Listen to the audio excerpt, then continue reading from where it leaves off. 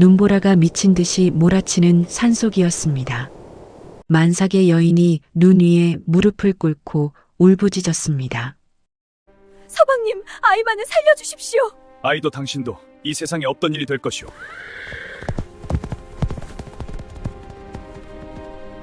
그리고 그는 돌아섰습니다. 한 번도 뒤를 돌아보지 않았습니다. 사람 하나 없는 산속에 버려진 여인. 절벽 아래로 늑대 울음소리가 올라오고 차가운 눈이 온몸을 덮어가고 있었습니다. 바로 그 순간 여인은 속적삼 깊은 곳에서 작은 대나무 피리를 꺼냈습니다. 아버지가 남긴 마지막 유품이었지요. 위험할 때 이것을 불어라. 아버지의 사람들이 달려올 것이다. 여인은 마지막 숨을 모아 피리를 불었습니다. 맑고 구슬픈 가락이 눈 덮인 산속으로 길게 퍼져나갔습니다. 과연 누가 올까요? 아니, 무엇이 시작될까요? 찾아주셔서 감사합니다. 여러분의 일로 야단입니다. 구독과 좋아요, 알림 설정하시고 즐거운 시간 놓치지 마세요. 참 어디에 계신지 댓글 남겨주시면 그곳으로 복을 배달해 드리겠습니다. 조선 땅 깊은 산맥 사이에 자리 잡은 금광 마을이 있었습니다. 그 마을에서 가장 높은 언덕 위에는 최씨 상단의 저택이 우뚝 솟아 있었습니다. 기와 지붕이 겹겹이 포개진 그 저택은 멀리서 보면 마치 산 위에 또 하나의 산을 올려놓은 듯 위압적이었지요. 대문 앞에는 붉은 칠을 한 기둥이 세워져 있었고 그 위에 금박으로 최무겸 상단이라는 글자가 새겨져 있었습니다. 이 집안은 은과 금이 쏟아져 나오는 광산 5곳을 손에 쥐고 있었습니다. 관아의 현감도 함부로 건드리지 못할 만큼 막강한 세력이었지요. 오늘 그 화려한 저택에서는 성대한 연회가 열리고 있었습니다. 대청마루 위로 수십 개의 촛불이 타오르고 있었습니다. 녹인 밀랍 냄새가 따뜻한 공기에 섞여 방 안을 가득 채웠지요. 붉은 비단 치마를 입은 기녀들이 가야금을 뜯었고 그 가락에 맞춰 술잔이 오가며 웃음소리가 터져 나왔습니다. 상단의 우두머리들과 인근 고을의 부유한 상인들이 한자리에 모여 권세를 자랑하듯 목소리를 높였습니다. 술상 위에는 산의 진미가 가득했습니다. 전복찜에서 올라오는 짭조름한 김이 코끝을 스쳤고 잔에 가득 찬 약주는 달큰한 향을 풍겼습니다. 그 화려한 잔치 한가운데 구석진 자리에 홀로 앉은 젊은 여인이 있었습니다. 바로 서윤아였습니다. 윤아는 몰락한 선비 집안의 딸이었습니다. 한때 서책이 가득하던 사랑채는 빚쟁이들에게 넘어갔고 병든 아버지의 약값조차 마련할 수 없었지요. 결국 윤아는 아버지의 빚을 갚는 대가로 사실상 팔리듯이 이 거대한 저택으로 시집을 왔습니다. 그 사실을 모르는 사람은 이 연회장에 아무도 없었습니다. 윤아의 저고리는 다른 여인들에 비해 빛이 바랬고 비녀 하나 없이 단정하게 쪽진 머리가 오히려 그녀의 처지를 또렷이 말해주고 있었습니다. 윤아는 고개를 숙인 채 앉아 있었습니다. 손 위에 올려진 술잔은 한 모금도 줄지 않았습니다. 주변의 웃음소리가 귓속에서 울렸지만 그것은 즐거운 소리가 아니었습니다. 마치 자신을 향해 비웃는 것처럼 느껴졌지요. 바로 그때였습니다. 며느리, 시어머니 정씨 부인의 날카로운 목소리가 연회장 전체를 꿰뚫었습니다. 가야금 소리가 뚝 끊겼습니다. 모든 사람의 시선이 일제히 윤아에게로 쏠렸습니다. 정씨 부인은 대청 상석에 앉아 차가운 미소를 짓고 있었습니다. 비단 저고리 위에 금실로 수놓은 봉황이 촛불빛에 번쩍였지요. 그녀는 손가락으로 윤아의 빈 술잔을 가리켰습니다. 술잔이 비었구나. 아니, 한 모금도 안 마셨단 말이냐? 윤아가 고개를 들었습니다. 입술이 떨렸지만 애써 평정을 유지하려 했습니다. 어머님, 술이 약해서. 약해서? 정씨 부인이 코웃음을 쳤습니다. 그리고 하인을 향해 턱짓을 했습니다. 저 가난뱅이 집안에서 온 며느리에게 술을 가득 따라 주어라. 큰 잔으로. 웃음소리가 여기저기서 터져 나왔습니다. 낮고 음험한 웃음이었습니다. 하인이 큰 사발에 약주를 가득 채워 유나 앞에 놓았습니다. 달큰한 술 냄새가 코를 찔렀습니다. 유나의 얼굴이 하얗게 질렸습니다. 손에 쥔 저고리 끝자락이 미세하게 떨리고 있었지요. 마셔라.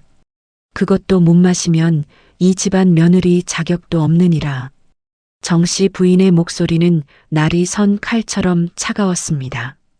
참아야 했습니다. 늘 그래왔듯이 고개를 숙이고 참아야 했습니다. 유나는 떨리는 손으로 사발을 들어 올렸습니다. 입술에 술이 닿았습니다. 쓰고 독한 맛이 혀 위에 퍼졌습니다. 그런데 바로 그 순간이었습니다. 갑자기 뱃속에서 무언가 치밀어 오르는 느낌이 들었습니다. 위장이 뒤집히는 것 같았습니다. 유나는 입술을 꽉 깨물었지만 더 이상 참을 수가 없었습니다. 손에 쥐고 있던 사발이 바닥으로 떨어졌습니다. 딱 하는 소리와 함께 술이 사방으로 튀었습니다. 유나는 그대로 앞으로 고꾸라졌습니다. 아씨, 늙은 시녀 한 명이 황급히 달려왔습니다. 연회장이 순식간에 술렁거렸습니다. 기녀들이 가야금을 내려놓았고 상인들이 목을 빼고 구경했습니다.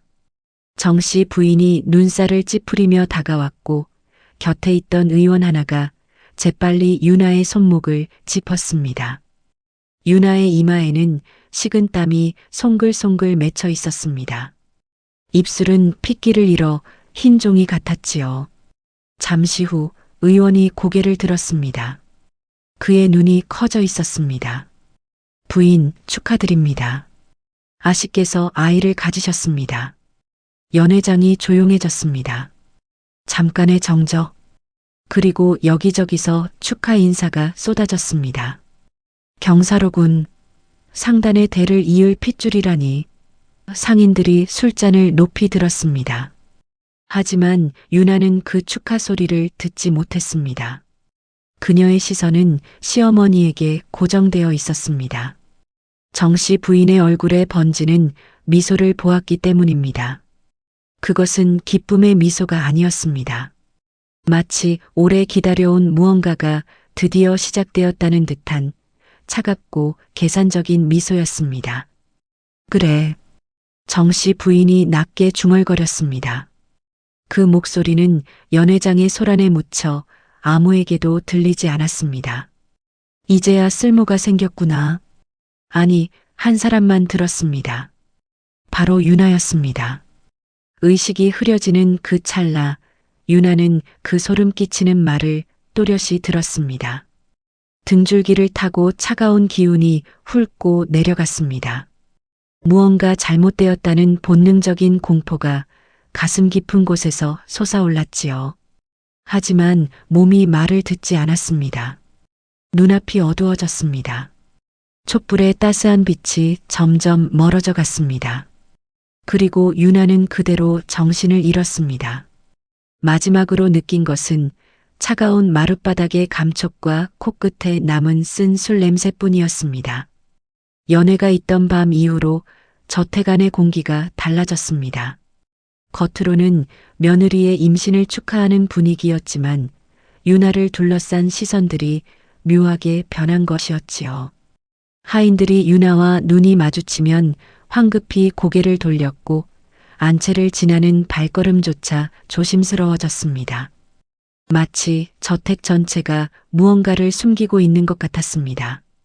임신 소식이 알려진 뒤 시어머니 정씨 부인은 유나에게 태교를 빙자하여 서책과 붓을 내려주었습니다. 유나는 의심 없이 받아들였지요.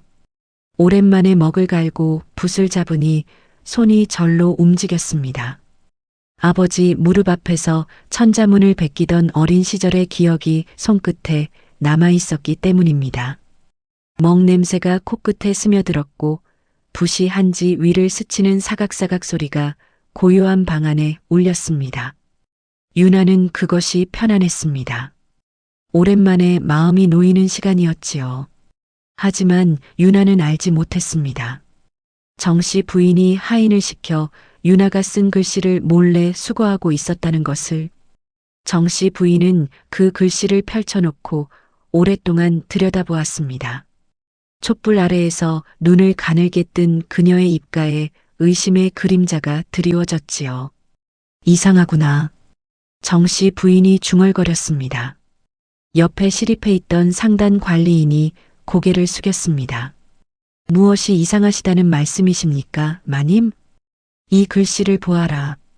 획이 단정하고 기골이 있어. 가난한 선비 집안 딸이 쓸 수 있는 글씨가 아니야. 정씨 부인의 손가락이 한지 위의 글자를 천천히 짚어 내려갔습니다. 그것뿐이 아니었습니다. 며칠 전 유나가 부엌 앞마당에서 약초를 다듬는 것을 정씨 부인이 우연히 보았는데 그 손놀림이 예사롭지 않았습니다. 감초와 당귀의 뿌리를 구별하는 솜씨, 말린 약재의 상태를 코끝으로 맡아 판단하는 모습. 시골 선비의 딸이 가질 수 없는 식견이었지요. 정씨 부인의 가슴 한구석에서 불안의 씨앗이 싹을 틔우기 시작했습니다. 저 며느리의 출생을 다시 캐어보아라. 빠짐없이 철저하게. 정씨 부인의 명이 떨어졌습니다. 상단 첩자 둘이 즉시 움직였습니다. 그들은 유나의 친정 마을로 내려가 이웃 노인들을 찾아다녔고 관아의 호적부를 뒤졌으며 장시에서 떠도는 소문까지 수집했습니다. 보름이 지난 어느 밤이었습니다. 첩자가 돌아왔습니다. 정씨 부인의 처소에는 최무겸도 함께 앉아 있었습니다. 방 안에는 쑥향이 피워져 있었지만 그 향기 너머로 묵직한 긴장감이 흘렀습니다. 첩자는 바닥에 이마가 닿도록 엎드린 채 보고를 올렸습니다. 마님 대감, 서씨 성을 가진 그 며느리가 20년 전 역적으로 몰린 서대인의 딸일 가능성이 매우 높습니다. 방 안의 공기가 얼어붙었습니다. 쑥향을 피우던 향로에서 가느다란 연기가 올라갔지만 아무도 그것을 보지 않았습니다. 최무겸의 손이 무릎 위에서 주먹을 쥐었습니다. 손등에 핏줄이 붉어졌지요. 정씨 부인은 입술을 꽉 다문 채 미동도 하지 않았습니다. 오직 눈빛만이 차갑게 빛나고 있었습니다. 확실한 것이냐? 최무겸의 목소리가 낮게 깔렸습니다. 침착한 척했지만 목끝이 미세하게 떨리고 있었습니다. 호적에는 몰락한 선비 서모의 딸로 기록되어 있사오나 마을 노인들의 증언이 맞지 않는 부분이 많습니다. 아이가 갑자기 나타난 시기가 서대인 몰락 직후와 정확히 일치하옵고 아이를 데리고 온 사람이 누구인지도 아는 자가 없었습니다. 침묵이 흘렀습니다. 밖에서 바람이 불어 창호지가 파르르 떨렸습니다. 그 소리마저 으스스하게 들렸지요. 최무겸에게 이 보고는 사형 선고와 다름없었습니다. 20년 전 최무겸은 서대인의 수하였습니다. 가난한 광부의 아들에서 상단의 은광관리인까지 올라간 것은 서대인이 발탁해준 덕분이었지요. 하지만 야심은 은혜보다 깊었습니다. 최무겸은 조정의 권신들과 손을 잡고 서대인이 역모를 꾀한다는 거짓 고변을 올렸습니다. 증거도 조작했습니다. 서대인은 하룻밤 만에 역적이 되었고 스스로 독을 마시고 목숨을 끊었습니다. 그 뒤 최무겸은 서대인의 광산 5곳과 약초 무역로를 모조리 차지했지요. 지금의 최씨 상단은 그 배신 위에 세워진 것이었습니다. 만약 서대인의 딸이 살아있고 그 진실을 알게 된다면 거짓 고변이 드러나는 순간 광산을 잃는 것은 물론이고 최무겸 일가 전체가 역적의 죄로 처형당할 수 있었습니다. 뿌리째 뽑히는 것이었지요. 죽여야 합니다. 정씨 부인이 먼저 입을 열었습니다. 그 목소리는 놀라울 만큼 담담했습니다. 마치 장부의 수지를 계산하듯 냉정했지요. 하지만 지금 바로 죽이면 의심을 삽니다. 최무겸이 턱을 쓸어내리며 말했습니다. 그때 서재 문이 열리고 아들 최건호가 들어왔습니다. 건호는 이미 모든 이야기를 들은 듯 얼굴에 핏기가 없었습니다. 하지만 그의 눈빛은 차가웠습니다. 유나를 걱정하는 빛은 조금도 없었지요. 아이를 낳게 한 뒤 산후조리를 빙자해 산속으로 보내면 됩니다. 건호가 말했습니다. 그 목소리는 얼음물처럼 차가웠습니다. 만삭이 되면 깊은 산으로 보내고 그곳에서 사고로 처리하면 아무도 의심하지 않을 것입니다. 아이는? 정씨 부인이 물었습니다. 함께 없애야지요. 서대인의 피가 섞인 적손이 남으면 언젠가 복수의 씨앗이 됩니다. 최무겸이 고개를 끄덕였습니다. 그렇게 하거라. 그리고 건우가 마지막으로 한마디를 덧붙였습니다. 그 한마디가 이 밤의 공기를 완전히 얼려버렸지요. 처음부터 그럴 계획이었습니다. 혼인 자체가 저 여자를 가까이 두고 감시하기 위한 것이었으니까요. 방 안에 낮고 음침한 웃음이 번졌습니다. 세 사람의 그림자가 촛불에 일렁이며 벽 위에서 흔들렸습니다. 쑥향 연기가 천장을 향해 느릿느릿 올라갔습니다. 바로 그 시각 담장 하나를 사이에 둔 복도에서 유나가 서 있었습니다. 잠을 이루지 못해 뒤척이다가 남편의 서재 쪽에서 여러 사람의 낮은 목소리가 들려 걸어온 것이었지요. 맨발이었습니다. 차가운 돌바닥이 발바닥을 에웠지만 유나는 느끼지 못했습니다. 담장 너머에서 흘러나오는 말 한마디 한마디가 온몸을 얼어붙게 만들었기 때문입니다. 처음부터 계획이었다. 혼인 자체가 덫이었다. 사랑도 비청산도 아무것도 아니었다.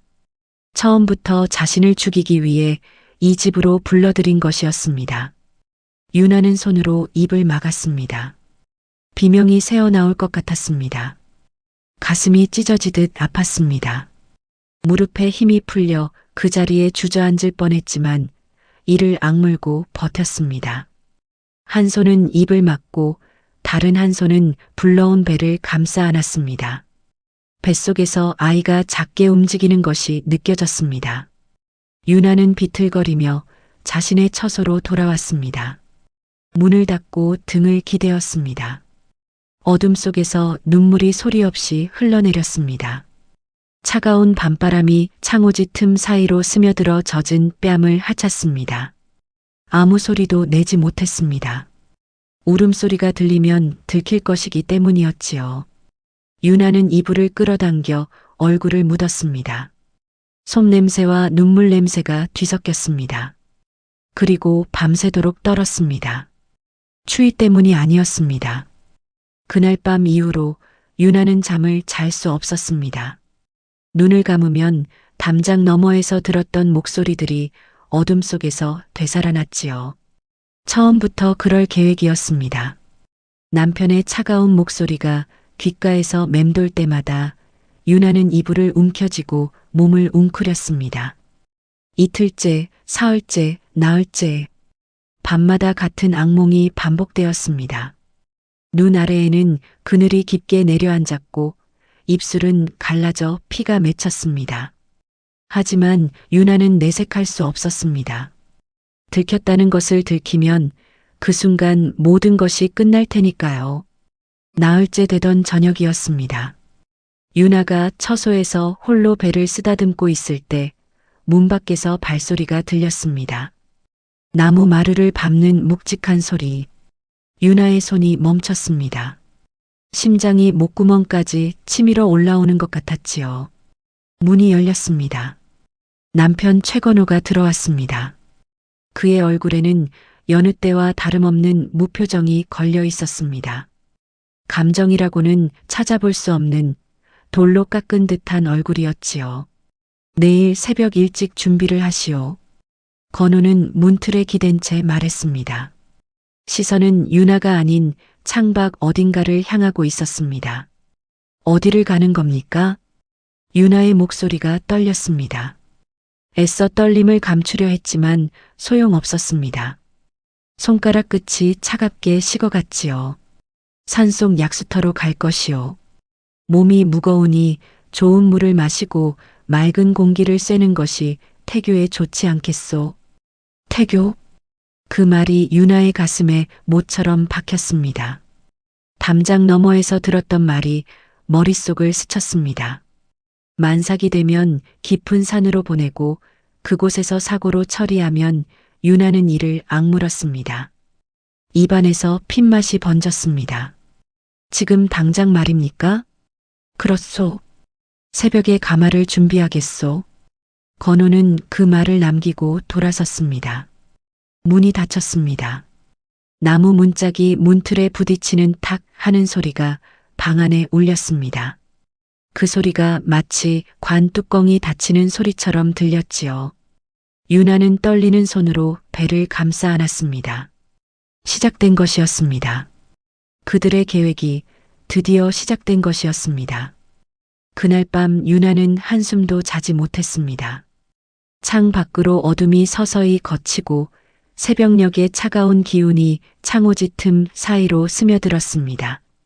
멀리서 닭 우는 소리가 들려왔고 마당에서는 하인들이 분주하게 움직이는 발소리가 울렸습니다. 가마를 준비하는 소리, 말에 안장을 얻는 소리, 가죽끈이 조여지는 삐걱거리는 소리, 하나하나가 또렷하게 귀에 꽂혔습니다. 아씨, 준비하셔야 합니다. 늙은 시녀 김씨가 들어왔습니다. 그녀의 눈가가 벌겋게 부어 있었습니다. 밤새 울었던 것이 분명했지요. 김씨는 아무것도 모르는 하인이었지만 오랜 세월의 감으로 무언가 잘못되었다는 것을 본능적으로 느끼고 있는 듯 했습니다. 김씨, 유나가 그녀의 손을 잡았습니다. 김씨의 손은 거칠고 갈라져 있었습니다. 수십 년을 부엌과 빨래터에서 보낸 손이었지요. 하지만 그 투박한 손에서 전해지는 온기가 이 저택에서 유나가 느낄 수 있는 유일한 인간의 따스함이었습니다. 아씨, 제발 조심하십시오. 김씨는 그 말만 남기고 고개를 돌렸습니다. 더 이상 말할 수 없다는 듯 입술을 꽉 다물었습니다. 늙은 눈가에 눈물이 맺혔지만 떨어지기 전에 소매 끝으로 훔쳤지요. 마당으로 나서자 새벽 공기가 칼날처럼 얼굴을 베었습니다.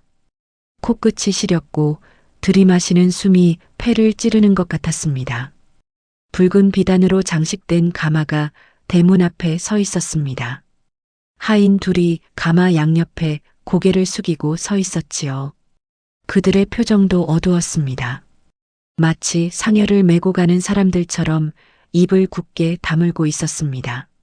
저택 대청 위에서 시어머니 정씨 부인이 내려다보고 있었습니다. 팔짱을 끼고 기둥에 기대선 그녀의 얼굴에는 차갑고도 만족스러운 미소가 걸려 있었습니다.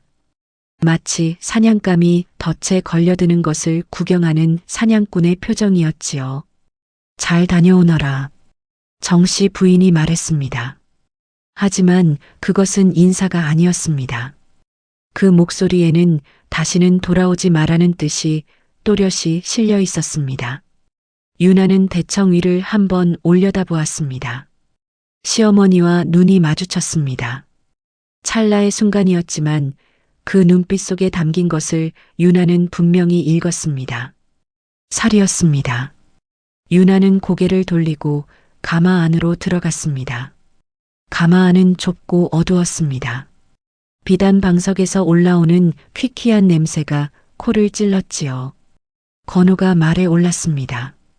그는 유나를 향해 단 한 번도 고개를 돌리지 않았습니다. 그저 앞만 바라본 채 고삐를 잡았습니다. 출발하거라. 건우의 명령이 떨어졌습니다. 가마가 천천히 움직이기 시작했습니다. 유나는 가마 틈 사이로 뒤를 돌아보았습니다. 저택의 모든 사람들이 대문 앞에 서 있었습니다. 하지만 아무도 손을 흔들지 않았습니다. 아무도 잘 다녀오십시오라고 말하지 않았습니다. 모두가 그저 조용히 마치 장례 행렬을 배웅하듯 서 있을 뿐이었습니다. 김씨만이 대문 한쪽에서 소매로 얼굴을 가린 채 어깨를 들썩이고 있었지요. 처음에는 평탄한 길이었습니다. 마을을 지나고 논밭을 지나갔습니다. 아침 일찍 나온 농부 몇이 길가에서 허리를 굽히고 있었고 소달구지가 느릿느릿 지나갔지요. 하지만 해가 중천에 이르자 길이 달라지기 시작했습니다. 평지가 끝나고 산길로 접어들었습니다. 가마가 심하게 흔들렸습니다. 나뭇가지가 가마 지붕을 긁는 소리가 끊임없이 들렸지요. 주변의 나무들이 점점 울창해졌습니다. 햇빛이 가려지면서 한낮인데도 어둑어둑해졌습니다. 사람 사는 집들은 하나둘 사라지고 이제는 산과 숲만이 끝없이 이어졌습니다. 서방님, 유나가 가마 밖을 향해 조심스럽게 불렀습니다. 목소리가 떨렸습니다. 약수터가 이렇게 깊은 산속에 있습니까? 건우는 대답하지 않았습니다. 그저 말을 몰아 앞으로 나아갈 뿐이었지요. 오시가 지나자 하늘이 급격히 어두워졌습니다. 먹구름이 몰려들었고 바람이 차갑게 불어왔습니다. 그러더니 하얀 것들이 하늘에서 떨어지기 시작했습니다. 눈이었습니다. 처음에는 가늘게 날리던 눈발이 점점 굵어지더니 이내 눈보라가 되어 몰아쳤습니다. 눈송이가 얼굴에 닿으면 바늘로 찌르는 것처럼 따가웠지요. 마을을 떠난 지 반나절이 지났을 무렵 길 옆에 작은 주막 하나가 보였습니다. 사람이 사는 마지막 곳인 듯 했습니다. 주막 주인이 밖으로 나와 눈보라 속의 가마를 보더니 고개를 저었습니다. 이 날씨에 더 올라가시면 안 됩니다. 위에는 사람 사는 곳이 없습니다. 건우는 대답하지 않고 그냥 지나쳤습니다. 주막의 불빛이 점점 작아지다가 눈보라 속으로 삼켜졌습니다. 이제 정말 아무것도 없었습니다. 사람도 집도 불빛도 보이지 않았습니다. 오직 눈 덮인 산과 뼈를 애는 바람뿐이었지요. 얼마나 더 갔을까요? 갑자기 가마가 멈췄습니다. 바람 소리와 눈 내리는 소리만 들렸습니다. 유나는 가마 문을 조금 열고 밖을 내다보았습니다. 심장이 멈추는 것 같았습니다. 눈앞에는 깎아지른 절벽이 펼쳐져 있었습니다. 그 아래로 깊은 계곡이 입을 벌리고 있었지요. 주변에는 별장도 집도 사람의 흔적도 없었습니다. 오직 눈 덮인 바위와 앙상한 나뭇가지뿐이었습니다. 내리시오. 건우의 목소리가 들렸습니다. 차갑고 감정이라고는 한 방울도 섞이지 않은 목소리였습니다. 유나는 떨리는 손으로 가마 문틀을 붙잡고 밖으로 나왔습니다. 만삭의 몸으로 조심스럽게 발을 내디뎠습니다. 발이 눈 위에 닿자 차가운 기운이 발바닥을 타고 종아리를 지나 온몸으로 퍼져 올라왔습니다. 눈이 발목까지 빠졌지요. 건우가 말에서 내려 유나 앞에 섰습니다. 그리고 아무것도 건네지 않았습니다. 아무것도 그저 차갑게 내려다볼 뿐이었지요. 여기가 끝이오.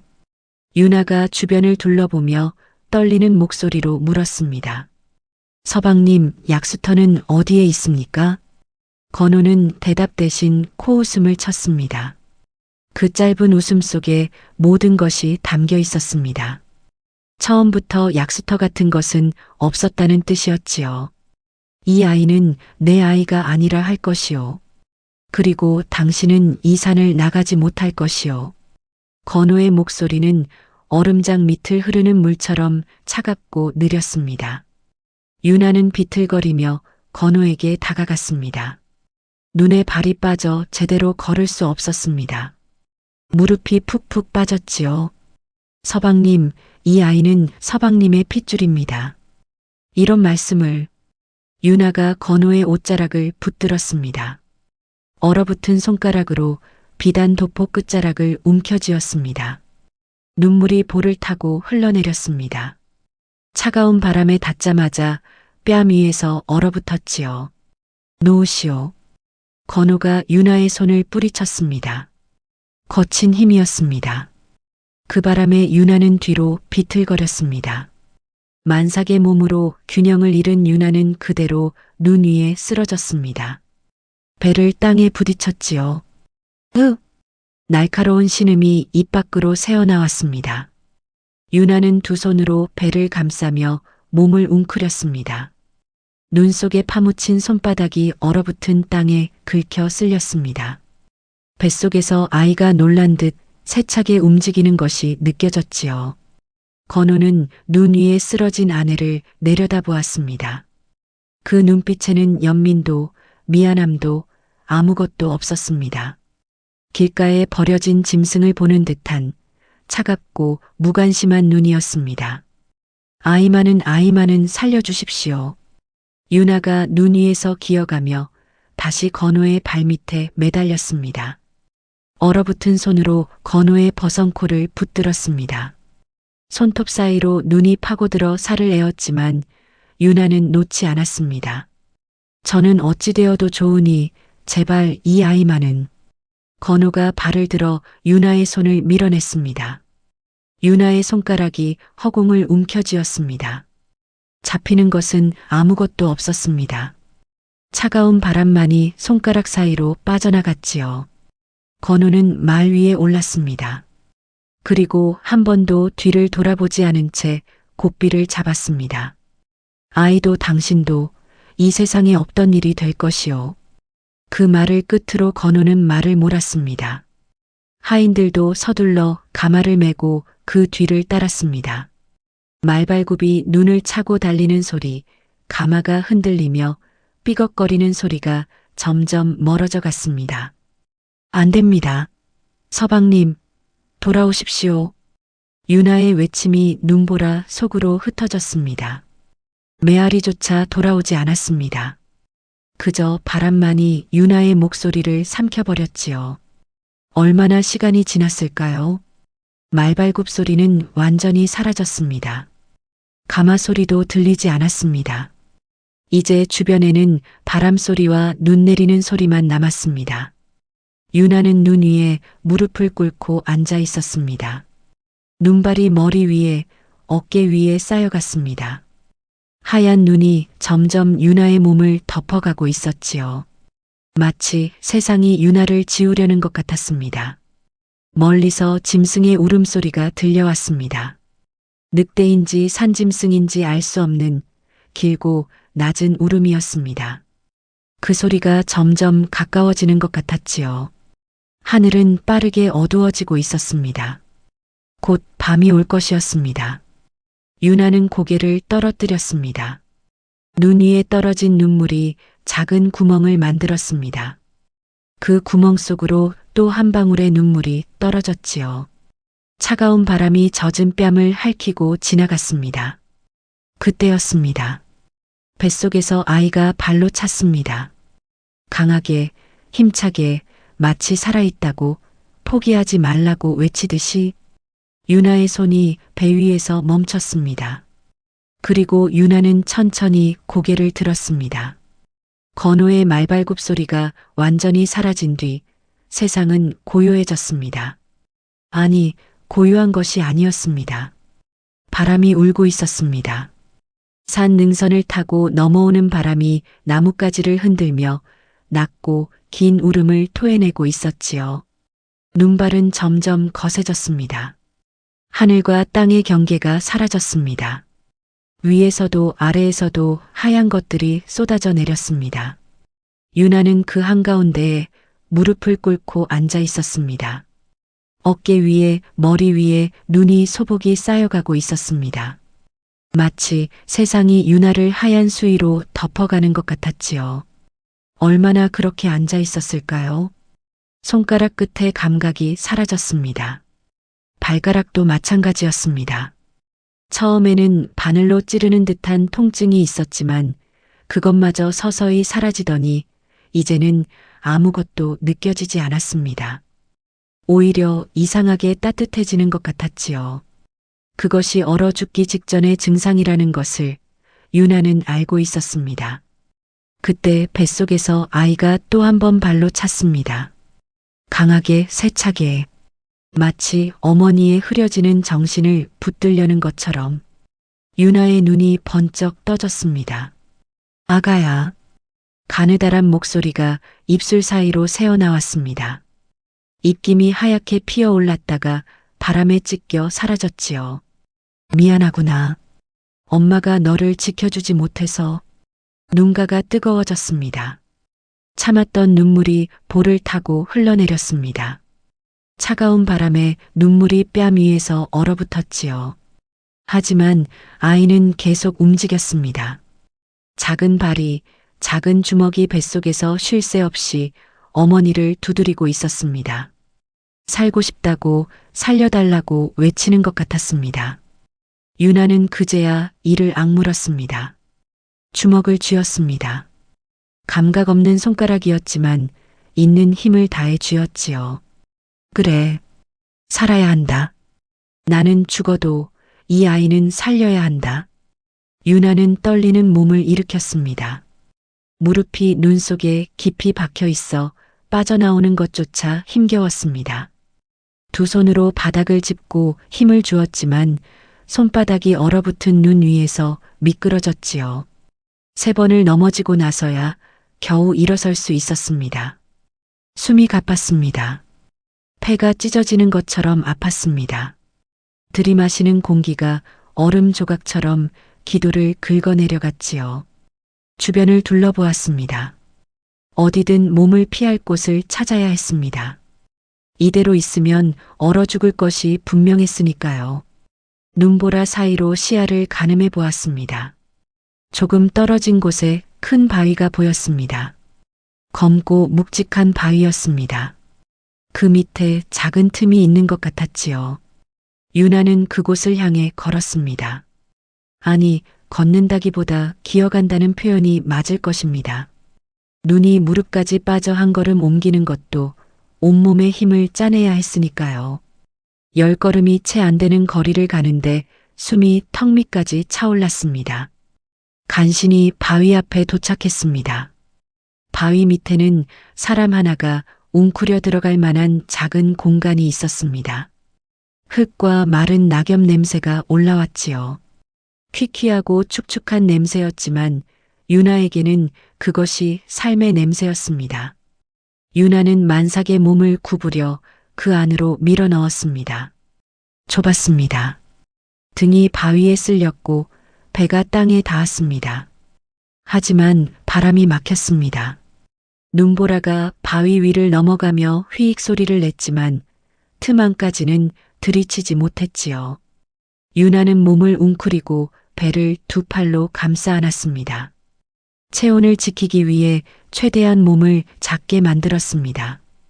바위 천장에서 녹은 눈이 한 방울씩 떨어져 목덜미를 적셨습니다. 차가운 물방울이 등줄기를 타고 흘러내릴 때마다 온몸이 움찔거렸지요. 밤이 깊어졌습니다. 어둠이 완전히 내려앉았습니다. 바위 틈 안은 칠흑 같은 어둠이었습니다. 아무것도 보이지 않았습니다. 들리는 것이라고는 바람소리와 가끔씩 멀리서 울려오는 짐승의 울음소리뿐이었지요. 늑대였습니다.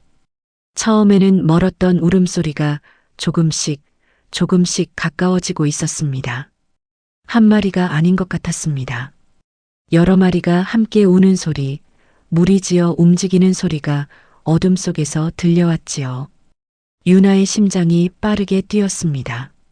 손에 잡히는 돌멩이 하나를 움켜쥐었지만 그것으로 늑대를 막을 수 없다는 것은 자신도 알고 있었습니다. 그때였습니다. 배에서 날카롭고 찌르는 듯한 통증이 밀려왔습니다. 유나가 신음을 삼켰습니다. 배가 딱딱하게 굳어지며 온몸을 쥐어짜는 것 같았습니다. 진통이었습니다. 아이가 나오려 하고 있었지요. 아니야, 아직은 안 돼. 조금만 참아라. 유나는 배를 쓰다듬으며 중얼거렸습니다. 하지만 통증은 점점 심해졌습니다. 파도처럼 밀려왔다가 잠시 잦아들었다가를 반복했습니다. 눈앞이 하얗게 번쩍였습니다. 귀에서 윙거리는 소리가 들렸습니다.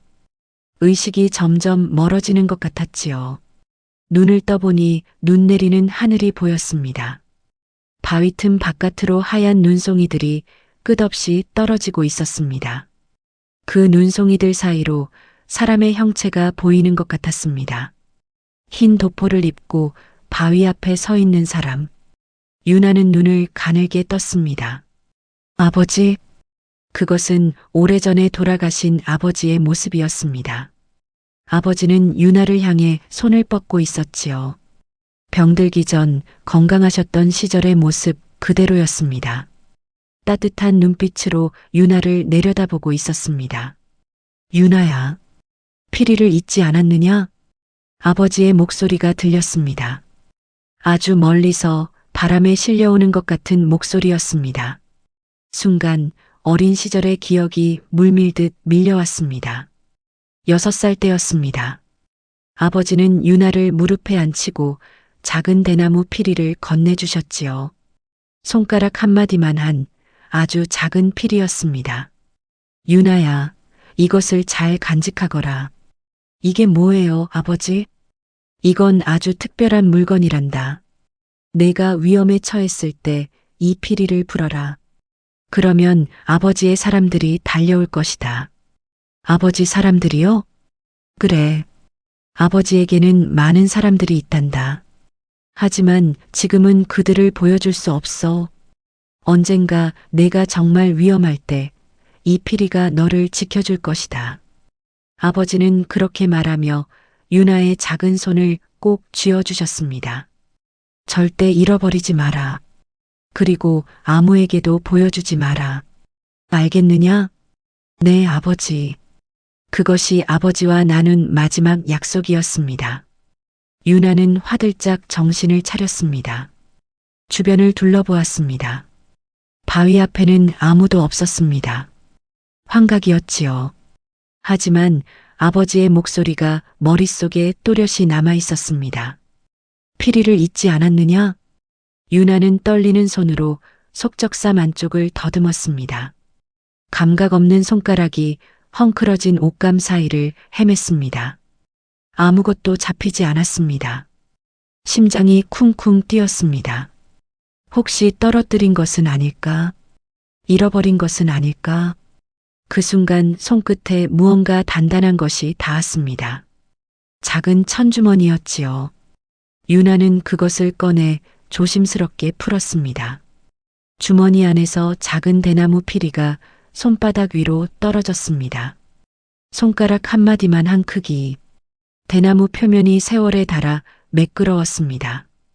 어둠 속에서도 손끝으로 느껴지는 나무의 결이 따뜻했지요. 수십 년 전 아버지의 체온이 아직 배어 있는 것 같았습니다. 유나는 그 작은 피리를 입에 가져갔습니다. 입술이 갈라져 있어 닿는 순간 따끔했습니다. 피 맛이 혀 위에 번졌지요. 폐 안에 남은 마지막 숨을 모았습니다. 가슴이 쥐어짜이듯 아팠습니다. 그리고 불었습니다. 삐. 맑고 구슬픈 소리가 바위 틈을 빠져나갔습니다. 눈 덮인 산봉우리를 타고 계곡을 건너 나무와 바위 사이를 헤치며 어둠 속으로 길게 퍼져나갔습니다. 그 소리는 아이의 울음 같기도 했고 어미의 비명 같기도 했습니다. 듣는 이가 있다면 가슴이 찢어질 만큼 슬프고도 절박한 가락이었지요. 피리 소리가 사라진 뒤 유나는 귀를 기울였습니다. 혹시 누군가 오는 소리가 들리지 않을까? 혹시 말발굽 소리가, 사람의 외침이 들리지 않을까? 숨을 죽이고 기다렸습니다. 하지만 들리는 것은 바람 소리뿐이었습니다. 나뭇가지가 흔들리는 소리, 눈이 쌓이는 소리만 사방을 가득 채웠지요. 아무도 오지 않았습니다. 아무도 안 오는구나. 유나의 입에서 가느다란 숨결이 새어나왔습니다. 아버지가 돌아가신 지 벌써 10여 년이 지났습니다. 아버지가 말했던 사람들이 정말 존재하는지 아니면 어린 딸을 위로하려던 거짓말이었는지 알 수 없었지요. 눈꺼풀이 무거워졌습니다. 온몸에서 힘이 빠져나가는 것 같았습니다. 또다시 진통이 밀려왔습니다. 이번에는 더 격렬했습니다. 배가 돌처럼 굳어지며 온몸을 쥐어짰습니다. 유나는 비명을 삼키며 이를 악물었습니다. 이마에 땀이 솟았지만 나오는 즉시 얼어붙었지요. 뱃속의 아이가 또다시 강하게 발을 찼습니다. 마치 어머니를 깨우려는 것처럼, 포기하지 말라고 소리치는 것처럼. 유나는 마지막 힘을 끌어모았습니다. 피리를 다시 입에 가져갔습니다. 손가락이 얼어 피리를 쥐는 것조차 힘겨웠습니다. 입술이 갈라져 피가 피리 위에 번졌지요. 하지만 멈출 수 없었습니다. 이것이 마지막 희망이었으니까요. 삐. 두 번째 피리 소리가 밤하늘을 찢었습니다. 첫 번째보다 더 길고 더 높고 더 절박한 소리였습니다. 갈라진 입술 사이로 피와 숨이 함께 피리 속으로 불어넣어졌지요. 그 소리는 산을 넘고 골짜기를 건너 눈보라 속을 뚫고 아득히 먼 곳까지 퍼져나갔습니다. 그리고 피리를 내린 순간 유나는 보았습니다. 저 멀리 아득히 먼 산 아래에서 작은 불빛이 하나 깜빡였습니다. 유나는 눈을 비볐습니다. 환각인가 싶었지요. 하지만 아니었습니다. 불빛은 둘이 되고 셋이 되고 넷이 되었습니다. 붉은 불빛들이 점점 늘어나고 있었습니다. 횃불이었습니다. 유나는 떨리는 손으로 입을 막았습니다. 눈물이 또다시 흘러내렸습니다. 정말 오는 건가? 불빛들은 천천히 움직이고 있었습니다. 산길을 따라 위로 올라오고 있었지요. 말발굽 소리가 아주 희미하게 들리기 시작했습니다. 이제는 여러 마리의 말소리였습니다. 그리고 사람들의 외치는 소리가 바람에 실려왔습니다. 아씨를 찾아라. 유나는 바위 틈에서 몸을 내밀었습니다. 마지막 힘을 다해 피리를 또 한 번 불었습니다. 삐. 짧지만 또렷한 소리가 산속에 울렸습니다. 아래에서 외치는 소리가 더 커졌습니다. 저쪽이다. 피리 소리가 저쪽에서 들린다. 말들이 빠르게 달려오는 소리가 들렸습니다. 횃불빛이 점점 밝아졌습니다. 눈 덮인 나무들이 붉은 빛에 물들어갔지요. 유나는 그 빛을 바라보며 그대로 눈 위에 쓰러졌습니다. 의식이 흐려졌습니다. 마지막으로 들린 것은 수십 명의 사람들이 한꺼번에 외치는 소리였습니다. 아씨를 찾았다. 그 소리를 끝으로 유나의 세계는 어둠 속으로 가라앉았습니다. 하지만 그 어둠은 절벽 위의 어둠과는 달랐습니다. 따뜻한 어둠이었지요. 아버지의 품처럼, 오래전 잃어버렸다고 생각했던 그 품처럼. 말발굽 소리가 가까이 다가왔습니다. 눈 쌓인 땅을 힘차게 박차는 소리였지요. 횃불빛이 눈 위에 쓰러진 유나의 얼굴을 비쳤습니다. 붉은 빛이 하얗게 질린 뺨 위에 내려앉았습니다. 마치 꺼져가는 촛불 위에 누군가 손을 얹어 바람을 막아주는 것처럼 따뜻한 빛이 유나를 감싸기 시작했지요. 아씨, 거친 목소리가 울렸습니다. 말에서 내린 사내 하나가 유나에게 달려왔습니다. 눈 속에 발이 빠지는 것도 아랑곳하지 않고 넘어질 듯 비틀거리면서도 멈추지 않았지요. 그 뒤로 수십 명의 사람들이 줄지어 도착했습니다. 모두 검은 옷을 입고 검과 창으로 무장한 사내들이었습니다. 횃불을 든 손들이 눈보라 속에서 일제히 멈춰 섰습니다. 선두에 섰던 사내가 유나 앞에서 무릎을 꿇었습니다. 백발의 노인이었습니다. 상투를 틀어 올린 머리에는 서리가 내려앉은 듯 하얗고 얼굴에는 세월이 깊게 파놓은 주름이 골짜기처럼 패여 있었지요. 하지만 눈빛만은 젊은이처럼 또렷하고 날카로웠습니다. 그는 조심스럽게 유나의 어깨에 손을 얹었습니다. 거칠고 두꺼운 손이었지만 그 위에 실린 떨림은 감출 수 없었지요.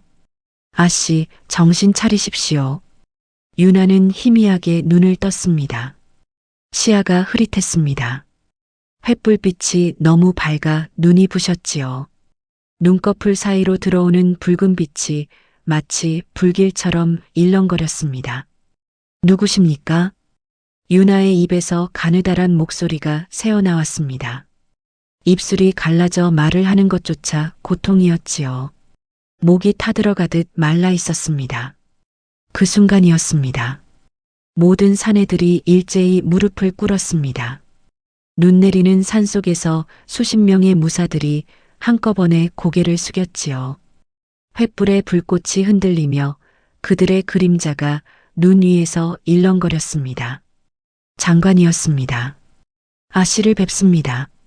우렁찬 목소리가 산을 울렸습니다. 눈 쌓인 나무 위에서 새떼가 놀라 날아올랐지요.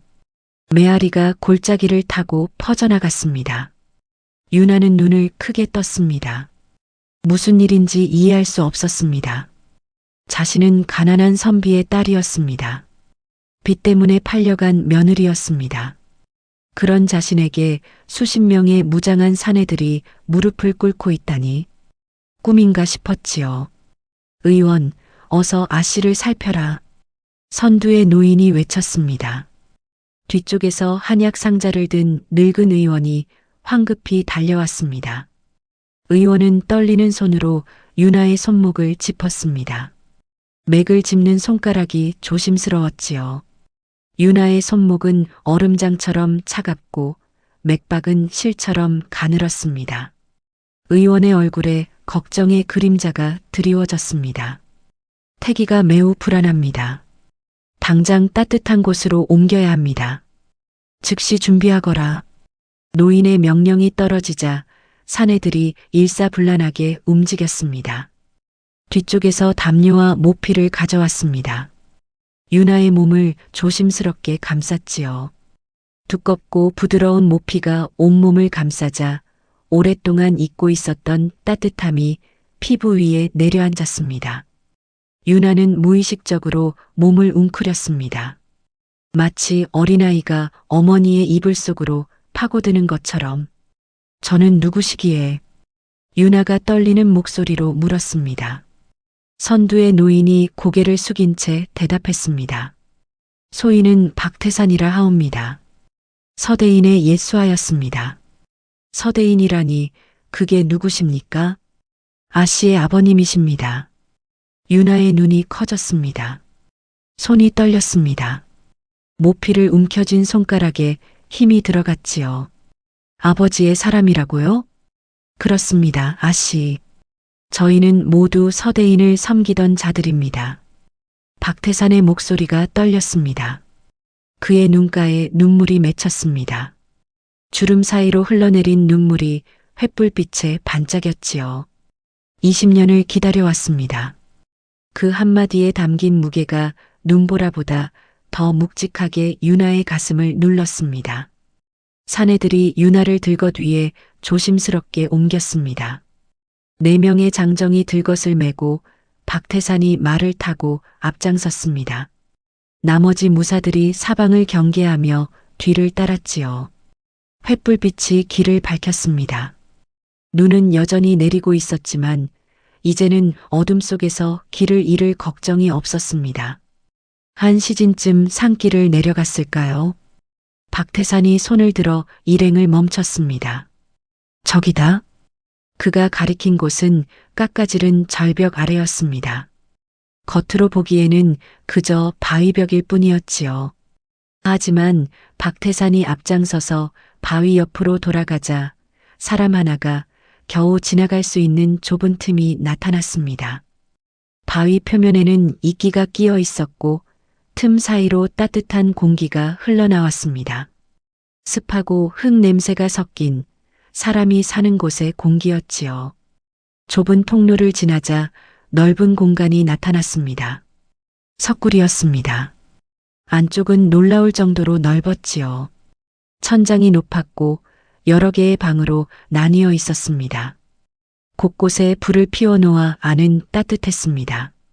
장작 타는 냄새와 숯불 위에 올린 약탕에 쓰고 진한 향이 뒤섞여 석굴 안을 채우고 있었지요. 유나는 가장 안쪽 방으로 옮겨졌습니다. 깨끗한 요와 솜니불이 깔려 있었고 방 한쪽에는 숯불이 담긴 화로가 놓여 있었습니다. 의원이 즉시 진찰을 시작했지요. 맥을 짚고 배를 살피고 눈꺼풀을 들춰보았습니다. 다행히 태아는 무사합니다. 하지만 산모의 기력이 극도로 약합니다. 당장 따뜻한 약탕과 음식을 드셔야 합니다. 곧 김이 모락모락 피어오르는 약탕과 죽이 들어왔습니다. 약탕은 쓰고 텁텁했지만 목구멍을 타고 내려가는 순간 온몸에 불이 켜지는 것 같았습니다. 죽은 잣과 대추를 넣어 끓인 것이었는데 달큰하고 고소한 맛이 혀 위에 퍼지자 유나는 자신도 모르게 눈물을 흘렸습니다. 이 저택에 시집온 이후 한 번도 느끼지 못했던 따뜻함이었지요. 누군가 진심으로 자신을 살리려 한다는 느낌이 죽보다 더 따뜻하게 몸속으로 스며들었습니다. 밤이 깊어졌습니다. 유나는 이불 속에 누워 석굴 천장을 바라보고 있었습니다. 몸은 따뜻해졌지만 머릿속은 여전히 혼란스러웠지요. 문 밖에서 인기척이 들렸습니다. 박태산이 조심스럽게 들어왔습니다. 아씨, 괜찮으십니까? 예. 덕분에 목숨을 건졌습니다. 유나가 몸을 일으키려 하자 박태산이 황급히 말렸습니다. 편히 누워 계십시오. 몸조리가 우선입니다. 박태산은 유나의 침상 옆에 무릎을 꿇고 앉았습니다. 그리고 품속에서 낡은 천 보따리를 꺼냈지요. 보따리를 풀자 오래된 서찰들이 나왔습니다. 누게 바랜 종이에서 묵은 먹 냄새가 올라왔습니다. 세월의 무게가 코끝에 닿는 것 같았지요. 이것을 보시겠습니까? 박태산이 서찰 하나를 조심스럽게 유나에게 건넸습니다. 유나는 떨리는 손으로 받아 펼쳐보았습니다. 익숙한 필체가 눈에 들어왔습니다. 어린 시절 천자문을 가르쳐 주시던 아버지의 글씨. 힘있고 단정한, 그러면서도 어딘가 따뜻한 기운이 서린 글씨였지요. 내가 죽거든 반드시 내 딸 유나를 찾아라. 그리고 이 피리를 건네주어라. 언젠가 그 아이가 위험에 처할 때 이것이 구원의 신호가 될 것이다. 유나의 손이 떨렸습니다. 편지 한쪽에는 작은 그림이 그려져 있었습니다. 대나무 피리 그림이었지요. 자신이 품속에 지니고 있는 바로 그 피리와 같은 모양이었습니다. 아버지께서는 돌아가시기 직전 이 편지를 저희에게 맡기셨습니다. 박태산이 말을 이었습니다. 미리 피리를 건네셨다는 것도 그것이 구원의 신호라는 것도 모두 알려주셨습니다. 저희는 그날부터 아씨를 찾기 시작했습니다. 박태산의 목소리가 떨렸습니다. 노인의 눈가에 또다시 눈물이 맺혔지요. 하지만 아씨의 행방을 알 수 없었습니다. 어디로 가셨는지 살아계신지조차 알 수 없었습니다. 서대인께서 얼마나 철저히 신분을 숨기셨는지 유나는 편지를 가슴에 안았습니다. 누게 바랜 종이에서 아버지의 체온이 전해지는 것 같았지요. 가슴이 뜨거워졌습니다. 오늘 밤 소인이 산 아래 주막에 있을 때 피리 소리를 들었습니다. 박태산이 고개를 숙였습니다. 처음에는 귀를 의심했습니다. 하지만 분명했습니다. 서대인의 피리 소리였습니다.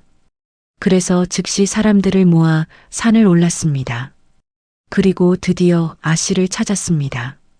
유나의 눈에서 눈물이 흘러내렸습니다. 아버지 정말 저를 지켜주신 거였군요. 한참 동안 침묵이 흘렀습니다. 장작이 타는 소리만 석굴 안에 울렸지요. 유나는 천천히 눈을 닫고 입을 열었습니다. 아버지는 도대체 어떤 분이셨습니까? 박태산이 고개를 들었습니다. 그리고 깊게 숨을 들이쉬었지요. 마치 20년 동안 가슴속에 묻어두었던 이야기를 꺼내는 것처럼 천천히 무겁게 입을 열었습니다. 서대인께서는 조선 팔도의 광산과 약초 무역을 장악하신 분이셨습니다. 윤아의 눈이 커졌습니다. 광산이라니요? 그렇습니다. 금광, 은광, 철광. 산속 깊은 곳에 숨은 모든 광맥을 찾아내고 다스리셨습니다. 약초도 마찬가지였습니다. 깊은 산에서만 나는 귀한 약재들을 거래하셨지요. 서대인의 상단은 조정의 관리들도 함부로 건드리지 못할 정도로 막강했습니다. 전국 8곳에 거점을 두고 3천여 명의 사람들이 있었습니다. 윤아는 숨을 죽이고 들었습니다. 병든 아버지의 모습, 빚쟁이에게 쫓기며 초라하게 누워 계시던 그 모습이 떠올랐지요. 그것이 전부인 줄 알았습니다. 아버지의 삶이 그것으로 끝인 줄 알았습니다. 하지만 20년 전 정적들의 모함이 시작됐습니다. 박태산의 목소리가 한 톤 낮아졌습니다. 주먹이 떨리고 있었지요. 최무겸이라는 자가 있었습니다. 서대인께서 직접 뽑아 키운 사람이었습니다. 가난한 광부의 아들이었지만 똑똑하고 야심이 있었지요. 서대인께서는 그에게 은광 관리를 맡기셨습니다. 하지만 박태산의 이빨이 갈리는 소리가 들렸습니다. 그놈의 야심은 은혜보다 깊었습니다. 조정의 권신들과 손을 잡고 서대인께서 역모를 꾀한다는 거짓 고변을 올렸습니다. 증거도 조작했습니다. 서대인께서는 단 하루 만에 역적이 되셨습니다. 윤아의 손이 이불을 움켜쥐었습니다. 손가락 마디가 하얗게 변했지요. 그날 밤 서대인께서는 저희를 불러 모으셨습니다. 그리고 명령하셨습니다. 당신은 죽더라도 딸만은 반드시 지키라고. 박태산의 눈에서 눈물이 흘렀습니다. 서대인께서는 스스로 독을 드셨습니다. 역모의 죄를 벗기 위해서였습니다. 당신이 죽으면 가족들은 살 수 있다고 믿으셨습니다. 윤아의 입술이 떨렸습니다. 어린 시절의 기억이 새롭게 다가왔지요. 병든 모습으로 누워 계셨던 아버지. 하지만 그것은 병이 아니었습니다. 독을 마신 것이었습니다. 가족을 살리기 위해, 딸을 살리기 위해 스스로 목숨을 끊으신 것이었지요.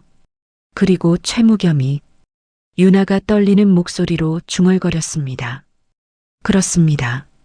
서대인을 배신한 바로 그 최무겸이 아씨의 시아버지입니다. 방안이 조용해졌습니다.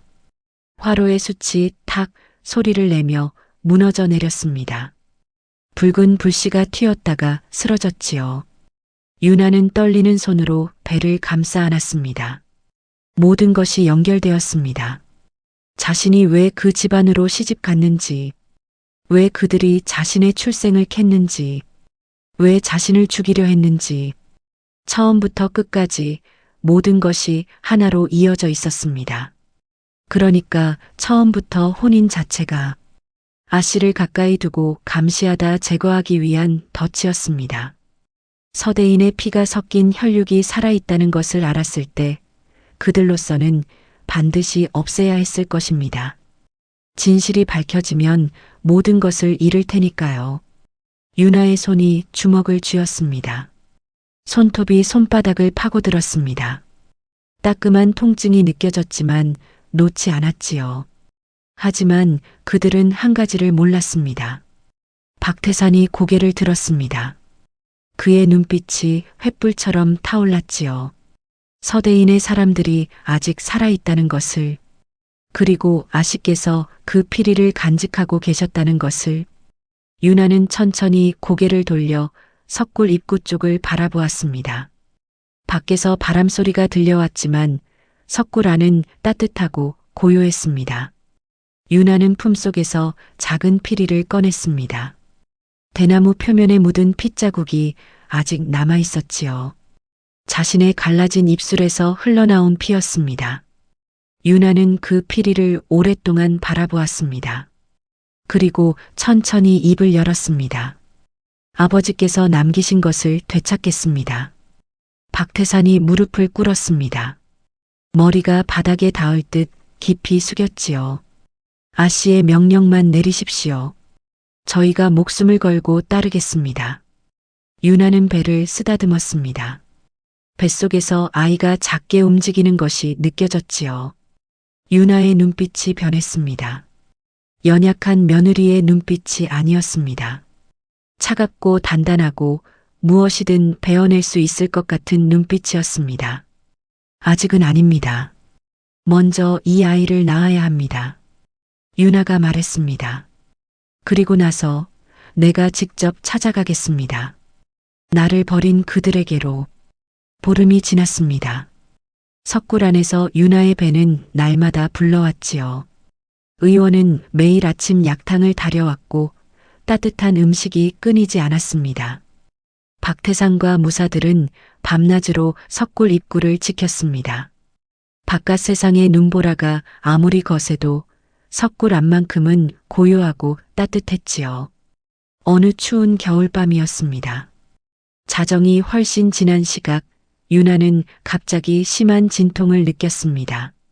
배가 돌처럼 굳어지며 숨을 쉴 수 없을 정도로 아팠지요. 온몸이 땀으로 젖었습니다. 이불을 움켜쥔 손에 핏줄이 붉어졌습니다. 아씨, 밖에서 기다리던 박태산이 황급히 의원과 산파를 불렀습니다.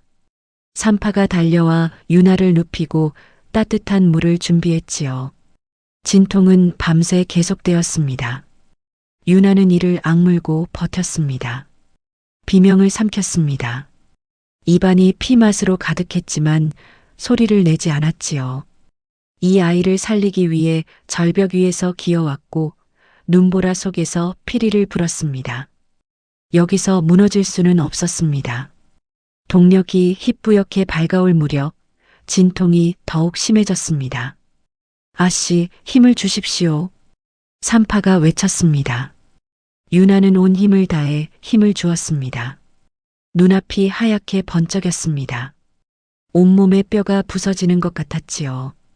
그리고 마침내 아기의 울음소리가 석굴 안을 가득 채웠습니다. 으앙으앙. 아들입니다. 건강한 아들입니다. 산파가 기쁜 목소리로 외쳤습니다. 석굴 밖에서 기다리던 무사들 사이에서 낮은 환호성이 터져나왔지요. 산파가 깨끗이 씻긴 아기를 유나의 품에 안겨주었습니다. 작고 붉은 얼굴이었습니다. 눈을 꼭 감은 채 작은 입을 벌리고 울고 있었지요. 유나는 아기를 가슴에 안았습니다. 따뜻하고 부드러운 감촉이 온몸으로 퍼져들었습니다. 아기에게서 나는 달큰하고 포근한 냄새가 코끝에 스며들었지요. 살아있는 냄새였습니다. 아가야. 유나의 목소리가 떨렸습니다. 잘 태어나줘서 고맙구나. 아기는 어머니의 품에서 점점 울음을 멈췄습니다. 작은 손가락이 유나의 새끼손가락을 움켜쥐었지요. 그 작은 힘이 세상 어떤 것보다 강하게 느껴졌습니다. 유나는 아기를 내려다보며 조용히 말했습니다. 너는 서씨 집안의 적자다.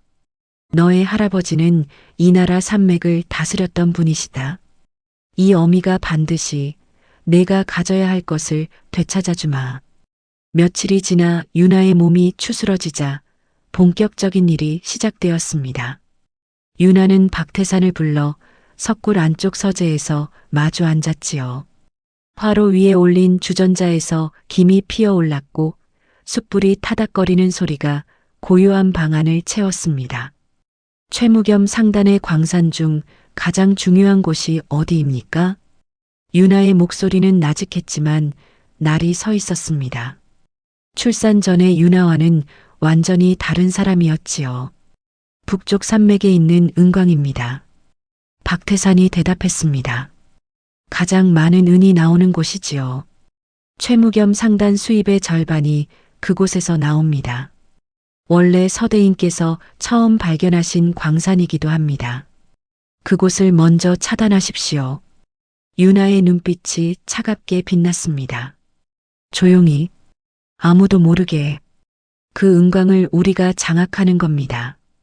박태산의 눈빛이 변했습니다. 20년 동안 기다려온 명령이었지요. 그는 주먹을 가슴에 대고 고개를 숙였습니다. 명을 받들겠습니다, 아씨. 그날 밤 박태산은 정예무사 20명을 이끌고 석구를 떠났습니다. 모두 검은 옷을 입고 얼굴을 가렸지요. 말발굽에는 헝겊을 감아 소리를 죽였습니다. 밤길을 재촉해 이틀을 달린 끝에 일행은 북쪽 은광 근처 숲속에 도착했습니다. 은광은 깊은 산속에 자리 잡고 있었지요. 최무겸 상단의 깃발이 입구에 걸려 있었고 무장한 경비들이 지키고 있었습니다. 하지만 박태산은 미소를 지었습니다. 그는 이곳을 누구보다 잘 알고 있었지요. 20년 전 서대인과 함께 이 광산을 처음 발견한 사람이 바로 자신이었으니까요. 뒷길로 돌아간다. 박태산이 낮게 말했습니다. 일행은 경비들의 눈을 피해 산등성이를 넘었습니다. 광산 뒤편 거미줄이 잔뜩 낀 바위 틈 사이에 아무도 모르는 작은 굴이 있었지요. 서대인이 비상구로 만들어둔 곳이었습니다. 박태산은 이끼를 걷어내고 그 굴을 정확히 찾아냈습니다. 좁고 어두운 통로에서 축축한 흙냄새와 곰팡이 냄새가 올라왔지요. 무사들은 조용히 기어 들어갔습니다. 한참을 가자 광산 안쪽으로 이어졌습니다. 한밤중 광산을 지키던 최무겸 상단의 사람들은 사방에서 갑자기 나타난 무사들에게 둘러싸였습니다. 누구냐? 경비대장이 칼을 빼려는 순간 박태산의 칼이 그의 목에 닿았습니다. 차갑고 날카로운 쇠의 감촉이 피부에 전해졌지요. 조용히 하시오. 목숨이 아까우면. 박태산의 목소리는 바람처럼 낮고 차가웠습니다. 단 한 방울의 피도 흘리지 않고 은광은 그렇게 장악되었습니다. 박태산은 광산 안쪽을 완전히 통제한 뒤 캐낸 은을 모조리 빼돌리기 시작했지요. 그리고 최무겸 상단의 광부들에게는 광맥이 끊어진 것처럼 거짓 보고를 올리게 했습니다. 목숨을 담보로 한 협박이었습니다. 은광 장악이 성공한 직후 윤하는 두 번째 명령을 내렸습니다. 남쪽 약초 무역로를 차단하십시오. 최무겸 상단과 거래하던 상인들에게 우리 쪽에서 더 좋은 조건을 제시하십시오. 석굴 곳곳에 흩어져 있던 서대인의 옛거래 장부들이 빛을 발했습니다. 윤하는 그 장부를 한 장 한 장 살펴가며 약초 거래의 흐름을 파악했지요. 누가 어디서 무엇을 사고 파는지, 어떤 조건에 계약이 맺어지는지. 아버지가 남긴 기록은 20년이 지난 지금도 놀라울 만큼 정확했습니다. 윤하는 촛불 아래에서 밤낮으로 장부를 읽었습니다. 눈이 충혈되고 손가락에 먹물이 들어도 멈추지 않았지요. 보름이 채 지나지 않아 남쪽 약초 무역로가 끊어졌습니다. 최무겸 상단과 거래하던 상인들이 하나둘 계약을 파기하고 떠났지요. 서대인의 옛 거래망이 다시 살아나고 있었습니다. 사흘 후 최무겸 상단의 본가에 급보가 날아들었습니다. 어르신, 큰일입니다. 상단 관리인이 헐떡이며 대청으로 뛰어들어왔지요. 최무겸은 차를 마시다가 찻잔을 내려놓았습니다. 무슨 일이냐? 북쪽 은광에서 은이 나오질 않습니다. 뭐라고? 최무겸이 벌떡 일어섰습니다. 찻잔이 쓰러지며 차가 탁자 위로 흘렀지요. 따뜻한 차 냄새가 퍼졌지만 아무도 신경 쓰지 않았습니다. 갑자기 광맥이 끊어졌다고 합니다. 아무리 파도 은이 나오질 않는다고. 최무겸의 얼굴이 굳었습니다. 그 은광은 상단 수입의 절반을 차지하는 곳이었으니까요. 당장 사람을 보내라. 무슨 일인지 확인하고 오라고. 관리인이 황급히 물러갔습니다. 대청에는 최무겸과 그의 아들 건호만 남았지요. 건호는 창백한 얼굴로 앉아 있었습니다. 손가락이 무릎 위에서 미세하게 떨리고 있었습니다. 이상합니다, 아버지. 갑자기 광맥이 끊어진다는 것이 말이 됩니까? 그것도 그렇구나. 최무겸이 턱을 쓸어내리며 중얼거렸습니다. 불길한 예감이 가슴 한구석을 누르고 있었지요. 바로 그때 또 다른 급보가 날아들었습니다. 어르신, 남쪽 약초 무역로가 끊어졌습니다. 최무겸은 그 자리에서 비틀거렸습니다. 두 손으로 탁자를 짚어야 겨우 서 있을 수 있었지요. 은광에 이어 약초 무역까지 상단의 양대 수입원이 동시에 무너지고 있었습니다. 도대체 누가? 최무겸이 중얼거렸습니다. 하지만 대답해주는 사람은 아무도 없었지요. 한 달이 지났습니다. 최무겸 상단의 재산은 절반 가까이 줄어들었습니다. 은광에서 은이 나오지 않고 약초 거래도 끊어지니 수입이 바닥을 드러냈지요. 하인들의 품삯도 밀리기 시작했습니다. 부엌에서 올라오던 고기 굽는 냄새는 사라지고 대신 된장국 냄새만 남았습니다. 화려하던 저택의 분위기가 눈에 띄게 가라앉았지요. 소문은 금방 퍼졌습니다. 최무겸 상단이 기울고 있다. 그 소문은 박씨 집안에도 전해졌습니다. 어느 날 저녁 박씨 집안에서 정식 서신이 날아왔지요. 건호가 떨리는 손으로 봉투를 뜯었습니다. 안에는 짧은 글귀만 적혀 있었습니다. 상황이 안정될 때까지 혼인을 미루고자 하오. 사실상 파혼 통보였습니다. 건호는 그 서신을 구겨 던졌습니다. 종이가 바닥에 떨어지며 스르르 펴지는 소리가 텅 빈 서재에 울렸지요. 건호의 주먹이 떨렸습니다. 은광도 잃고 약초 무역로도 잃고 이제 혼인까지 잃었습니다. 손에 쥐고 있던 모든 것이 모래처럼 빠져나가고 있었지요. 아버지, 이러다가는 모든 것을 잃습니다. 건호가 최무겸을 찾아갔습니다. 최무겸은 서재에서 장부를 뒤적이고 있었지요. 불과 한 달 전만 해도 당당하던 그의 모습은 어디에도 없었습니다. 얼굴은 수척하고 눈 아래에는 그늘이 깊게 드리워져 있었습니다. 손가락으로 장부의 숫자를 더듬는 모습이 마치 갈 곳을 잃은 사람 같았지요. 알고 있다. 최무겸이 힘없이 대답했습니다.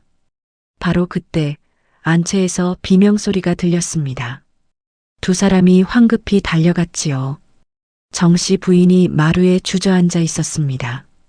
떨리는 손으로 무언가를 움켜쥐고 있었습니다. 유나가 남기고 간 빚이었지요.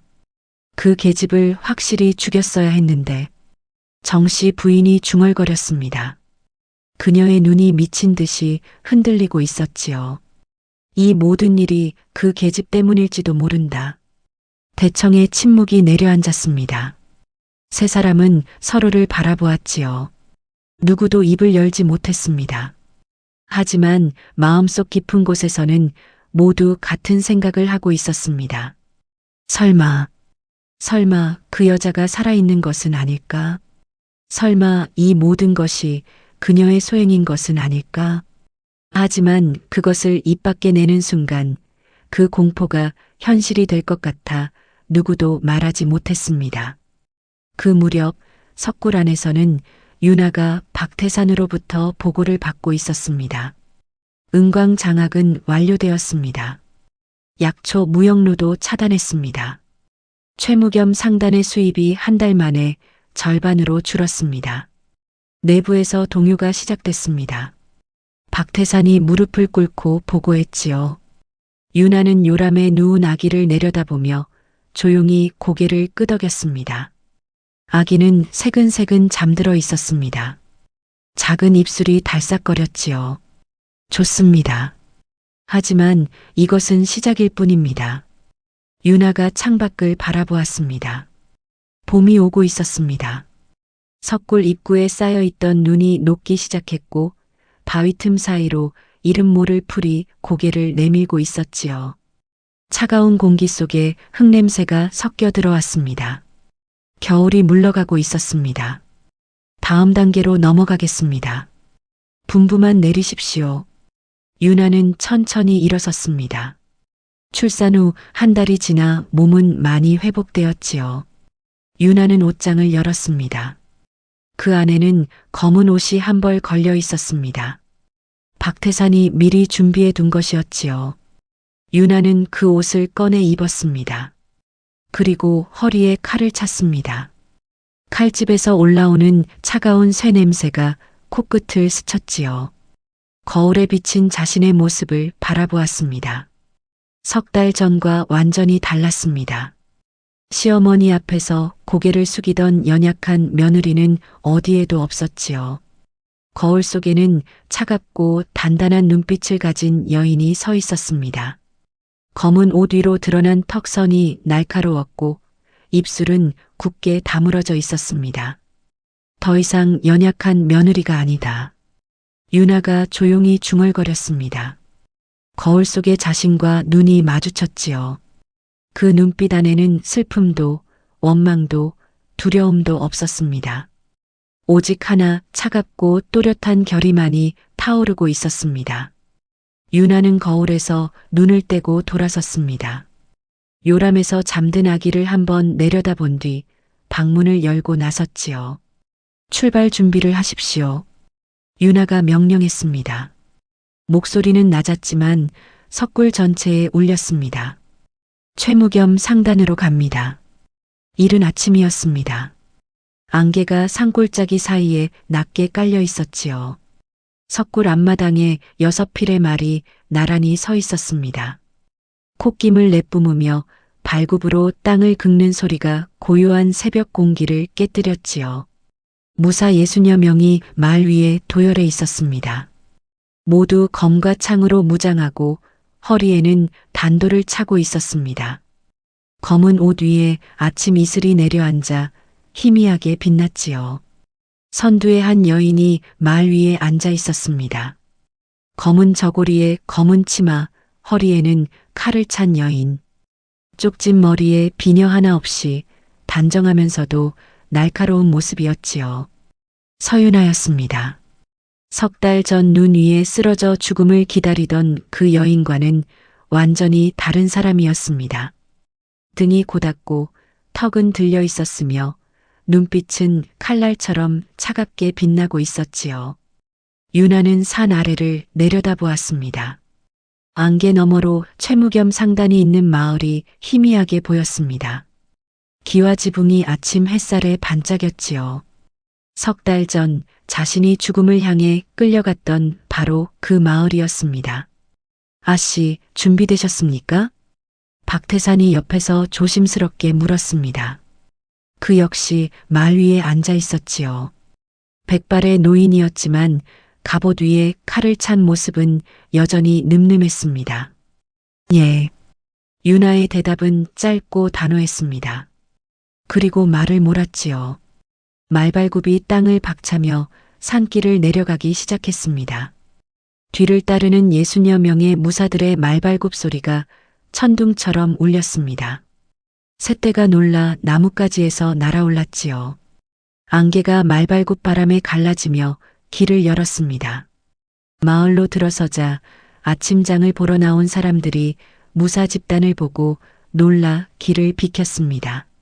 수군거리는 소리가 사방에서 들렸지요. 저 사람들은 누구지? 무슨 일이 벌어지는 거야?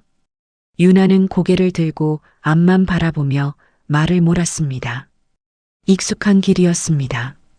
이 길을 따라 가마에 실려 시집왔던 날이 떠올랐지요.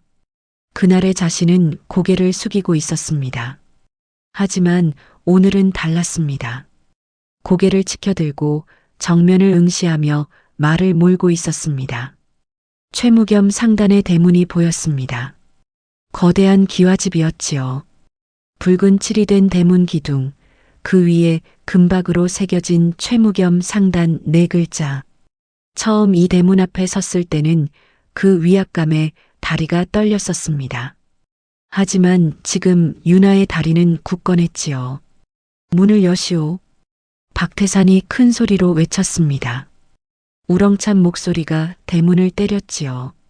대문을 지키던 문지기 둘이 깜짝 놀라 뛰어나왔습니다. 60여 명의 무장한 무사들을 본 그들의 얼굴이 흑빛으로 변했습니다. 누구시오? 문을 열어라. 주인을 만나러 왔다. 박태산의 목소리는 바위를 깨는 것처럼 무겁고 위압적이었습니다. 문지기들은 겁에 질려 안으로 뛰어들어갔지요. 잠시 후 대청에서 최무겸과 건호가 급히 밖으로 나왔습니다. 정씨 부인도 안채에서 황급히 달려왔지요. 치맛자락을 쥔 채 허둥거리며 대문 쪽으로 뛰어왔습니다.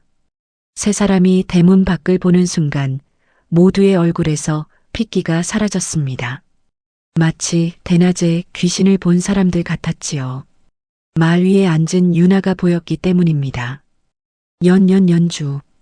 건호의 입에서 신음 같은 소리가 새어나왔습니다. 아니, 유나였지요. 그가 산속에 버리고 왔던, 죽었을 거라 확신했던 바로 그 여자가 눈앞에 있었습니다. 죽은 사람이 살아 돌아온 것이었습니다. 건호의 무릎이 덜덜 떨렸습니다. 저것이 어찌... 정씨 부인이 뒤로 비틀거렸습니다. 얼굴이 백지장처럼 하얘졌지요. 입술이 파르르 떨렸습니다. 두 눈이 공포로 커져 있었습니다. 3개월 전 대청 위에서 차갑게 내려다보며 잘 다녀오너라라고 말하던 그 여유로운 얼굴은 어디에도 없었습니다. 최무겸만이 그 자리에 굳어서 있었습니다. 눈을 크게 뜬 채 유나와 그 뒤에 도열한 무사들을 번갈아 보았지요. 노예한 상인의 본능이 즉각적으로 사태를 읽었습니다. 이것은 단순한 귀환이 아니었습니다. 이것은 선전포고였지요. 유나는 천천히 말에서 내렸습니다.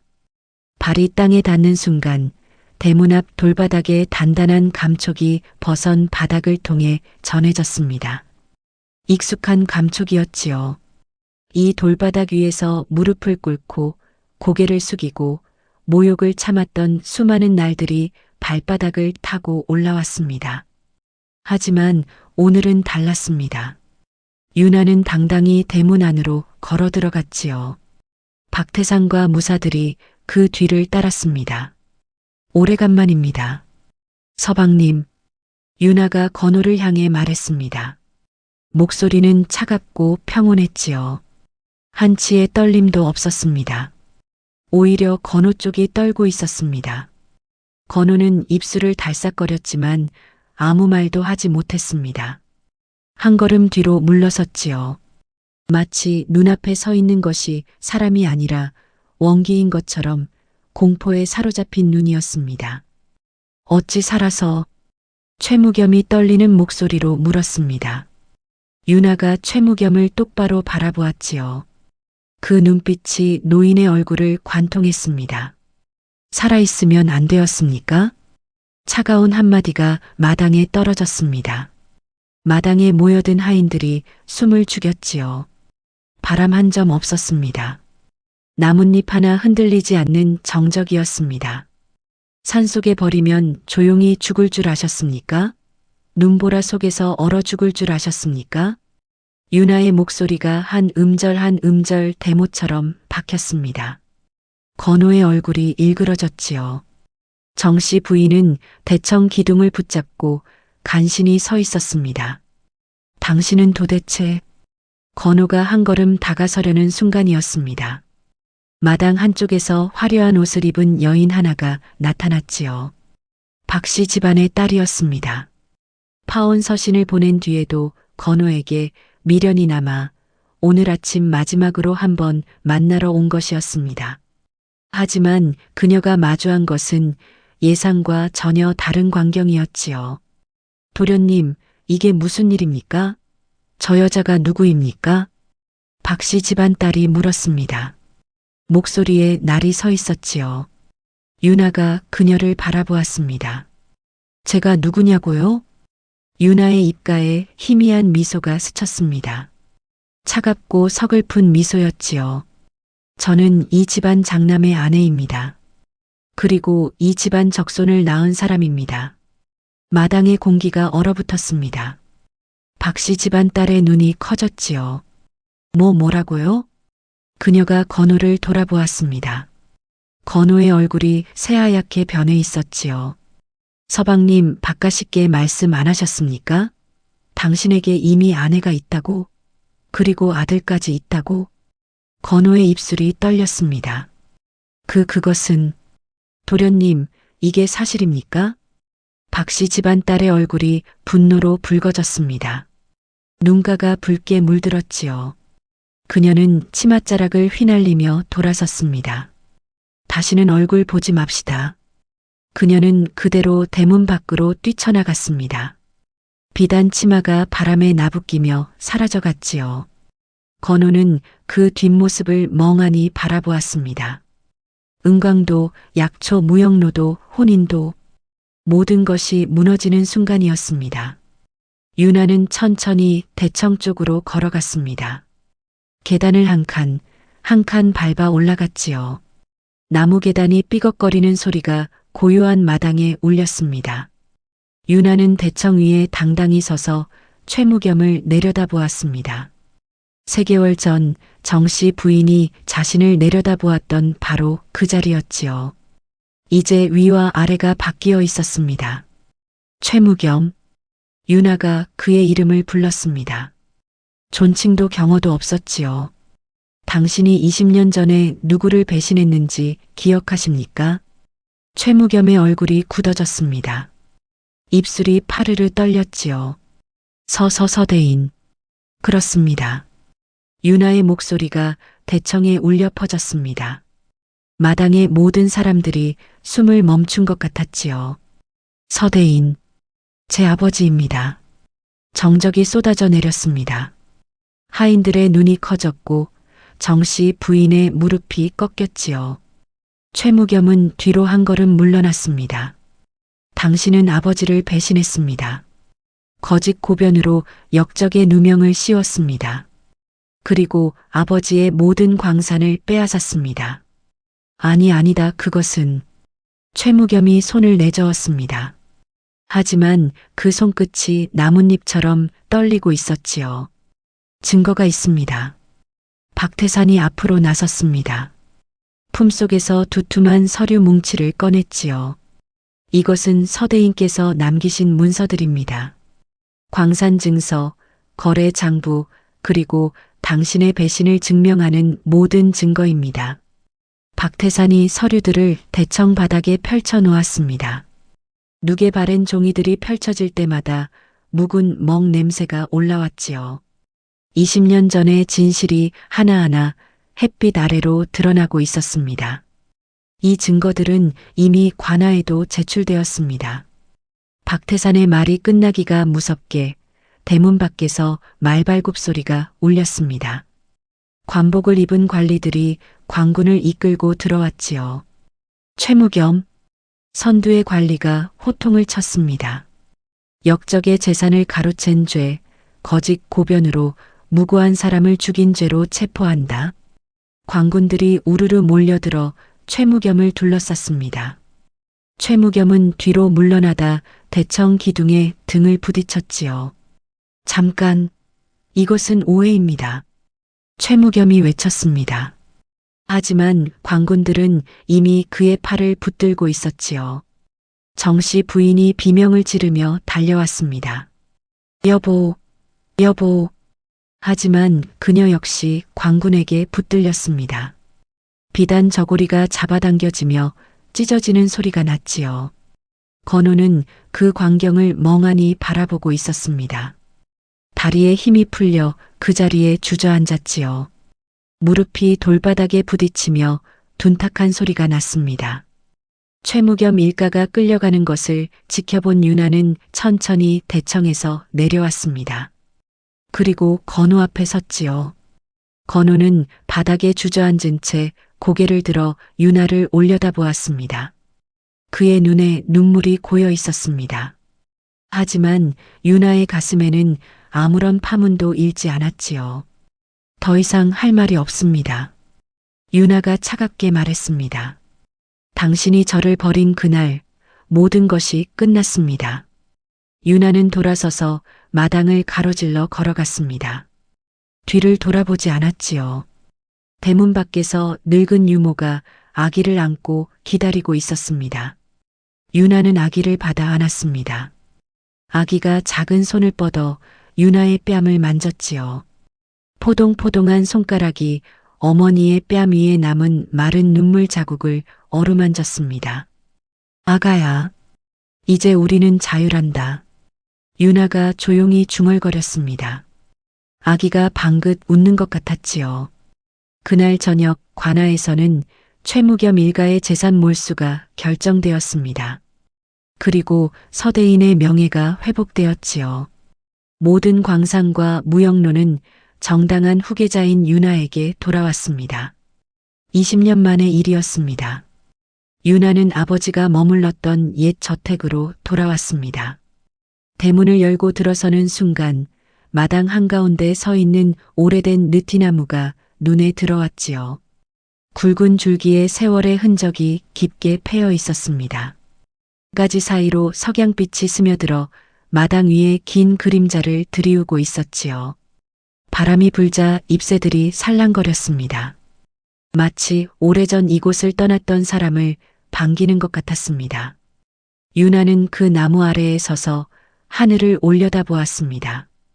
저녁 노을이 하늘을 붉게 물들이고 있었지요. 아버지, 다 끝났습니다. 유나가 조용히 말했습니다. 이제 아버지께서 빼앗기셨던 모든 것을 되찾았습니다.